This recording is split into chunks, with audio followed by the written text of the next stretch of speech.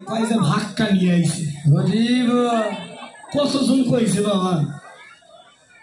শোনেন একটা কথা বলি বাবাজিরা, এই জগতে যারা মনে মনে ভাববেন যে মেয়ে মানুষেরা বোকা, তাই হলে এক নম্বরের বোকা।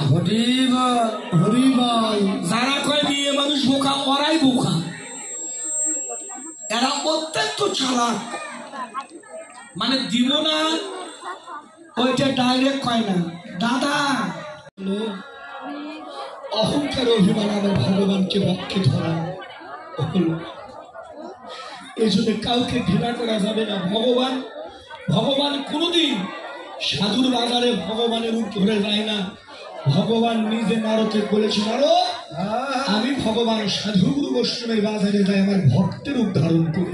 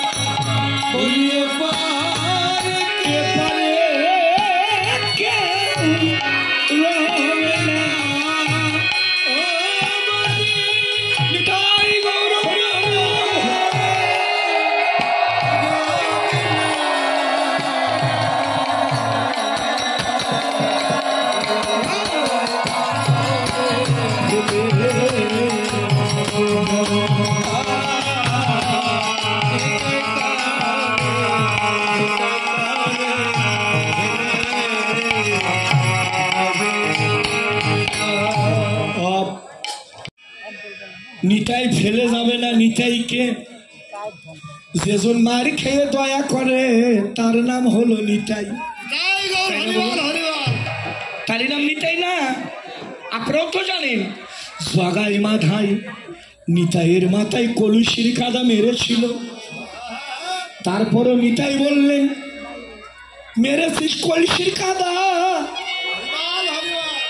তাই বলে কি তোদের প্রেম নিব না? আরে ওরে ওরে আমার জগাই মাধাই, আরো আঘাত কর, আমার অঙ্গ থেকে রক্ত ঝরা, দুঃখ নেই। তবু হেমগণ্ড বাহু তুলে একবার হরে কৃষ্ণ হরি বলে ধরি।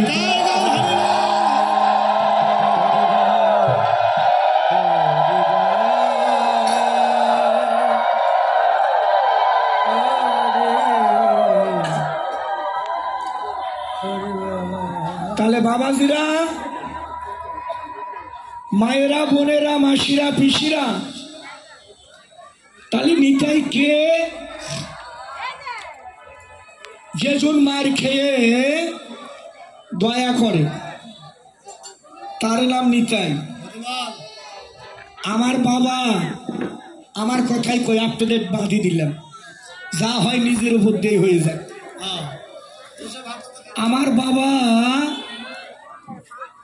স্কুলের মাস্টার, সকাল 10টায় স্কুলে গিয়েছে,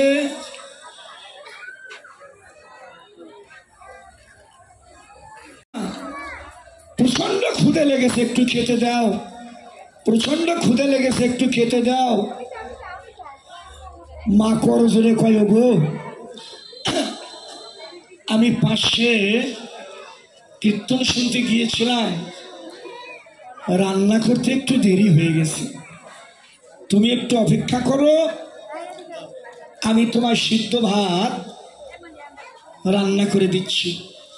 আমার বাবাটা আবার ভালো না, পাপী, পাষাণ্ড, দুষ্ট, দুরাচার বাবা।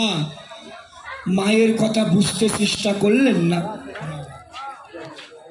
যা মুখে আসলেন আমার বাবা তাই বলে মায়ের গালি দিলেন। হাতের কাছে যা পেল আমার বাবা আমার মায়ের সেইটা দিয়ে আঘাত করলেন, অনেক গালি দিলেন। আমার বাবা আমার মায়ের অনেক আঘাত করলেন। বাবার আবার একটা বাবাও কিছু বলবেন না। আজকে বিচারের ভার মায়েদের ওপরে। যতগুলো মা বোন বসে আছো তোমাদের ওপর বিচারের ভার ছেড়ে দিলাম। এবার আপনারা আমাকে দয়া করে বলবেন, আমার বাবা আমার মায়েরে অনেক গালি দিলেন, অনেক মারলেন, মুখে যা আসলেন তাই করে বললেন। এবার আপনাদের কাছে আমি ছোট্ট করে জানতে চাই, আমার মা আমার বাবারে আর ভালোবাসবে না? উত্তর দেন। আর ভালোবাসবে না? না না। আমার মা বাবারে আদর করবে না? না না, তাই করে। আমার মা বাবারে বক্ষে নেবে না? বাবুজিরা, ওই নিতেই খুঁজবেন কি ভারতে যাওয়া লাগে নাকি? নিতেই চিনেন না, তাই আসলে ব্যাখ্যা করে গেলাম। সবার ঘরে ঘরে এই যে নিতেই আছে, কিন্তু এদেরকে চিনতে হবে। এদেরকে চিনতে হবে।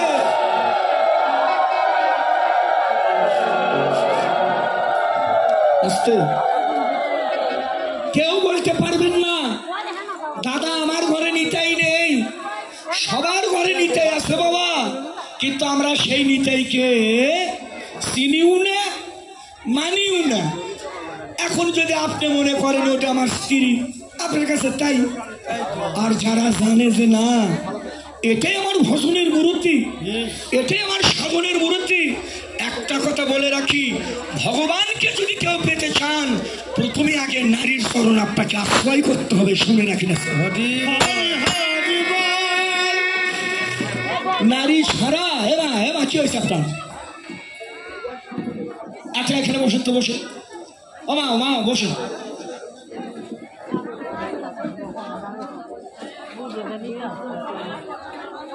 বসেন মা, বসেন। এত জায়গা থাকতে তাও জায়গা হচ্ছে না। হাই রে বাবু, কেন ওদেরকে ছোট করে দেখবো না? আরে আমরা তো একটা সাধারণ, ভালো করে এটা কালী মন্দির না, মায়ের মন্দির না এটা? আপনি নিজে দেখেন, চোখ খুলে দেখবেন, নারী সব জায়গা বড়।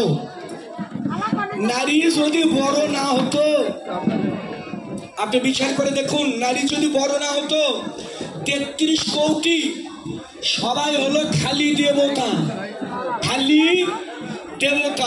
আর একমাত্র ভোলানাথই হলো দেবাদি দেব মহাদেব।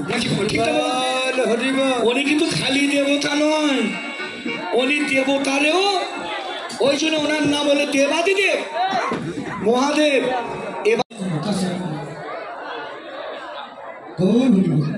আসলে কথা তাই না বাবাজি? নিজের বিবেককে প্রশ্ন করবেন। ভোলানাথের মতো ব্যক্তি এত শক্তিশালী, সেও খালি সন্তনে স্মরণ নিল। দাদা ভাই আপনারাই কন, কি লেখা আছে? কৃষ্ণ রাধা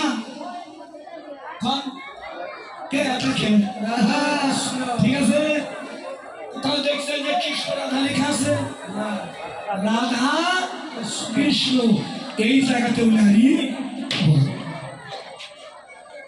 অতএব আমাদের জন্ম নারী গর্ভে, এই জন্য ভগবান কৃষ্ণ নিজে একদিন রাধার চরণ তলে দাসখত লিখে দিল, রাধে গো দেহি পদ পল্লব উদরা, আমি ভগবান হয়েও জন্মে জন্মে তোমার চরণ তলে আমি দাস হয়ে গেলাম।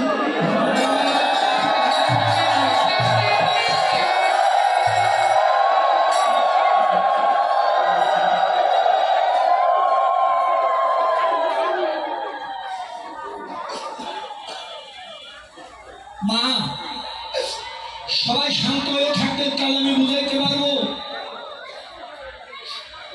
রাবণ বধ হলো, সীতা দেবী উদ্ধার হলো,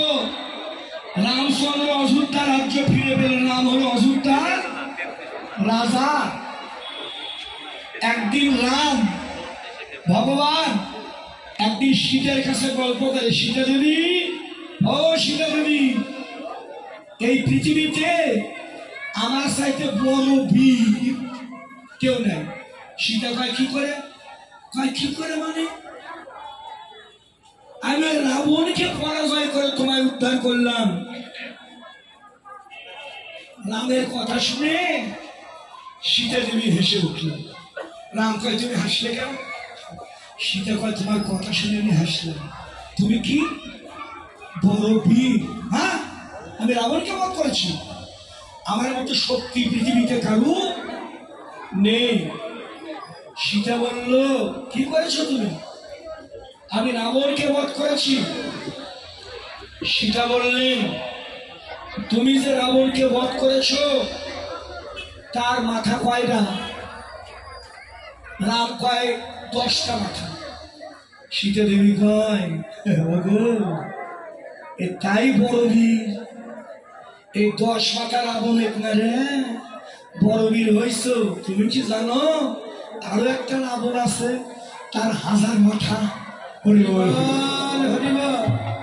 আপনারা তো খালি সবাই জানেন যে 10 মাথা রাবণ। নাম রেলে বলে না, যারা পড়াশোনা করিস, যারা শিক্ষিত ধরে রাখ, পরীক্ষাতে আসতে পারে। খালি কিন্তু 10 মাথা রাবণ নয়, 10 মাথা বাদে আর একটা রাবণ আছে, তার হলো 1000 মাথা। ওই বইটার নাম বলে, ওই বইটার নাম হলো, ওই বইটা পড়লে 1000 মাথা রাবণের সংখ্যা পাবো। ওই বইটার নাম হলো অদ্ভুত রামায়ণ। বইটার নাম হলো অদ্ভুত রামায়ণ, ওইটা পড়ে দেখবেন। ওর মধ্যে 1000 মাথা রাবণের কথা। রামকে আমি বিশ্বাস করি না। যাও আবার লঙ্কায় গেল, যাই দেখো 1000 মাথা রাবণ। তাহলে তো খুব সুন্দর তত্ত্ব রামায়ণ থেকে আলোচনা করছি। রামচন্দ্র বান মারে, 1000 মাথা রাবণকে লাগে না। 1000 মাথা রাবণ যখন বান মারে, রামচন্দ্র রথ নিয়ে অশুদ্ধে এসে পড়ে। বহুবার এমন চলতে থাকে, 1000 মাথা রাবণ বধ হলো না। বিভীষণ বলছে বিভীষণ আমি ভগবান, সবাইকে মানলাম রাক্ষস কুলে, এই 1000 মাথা রাবণ এরে মারতে পারি না, এর কি মরণ নাই? বিভীষণ বলল প্রভু ভগবানের মুখে কে এই কথা সাজে? তুমি না ভগবান, তুমি তো নিজে মুখে বলেছো যার জন্ম আছে তার মৃত্যু আছে। এরা তো তোমার মুখে কথা, তোমার মুখে কথা, যার জন্ম আছে তার মৃত্যু আছে। 2 দিন আগে কিংবা 2 দিন পরে। ও মরে না কেন? এতবার বান মারি, আমার বান করে লাগেই না। বিভীষণ বললেন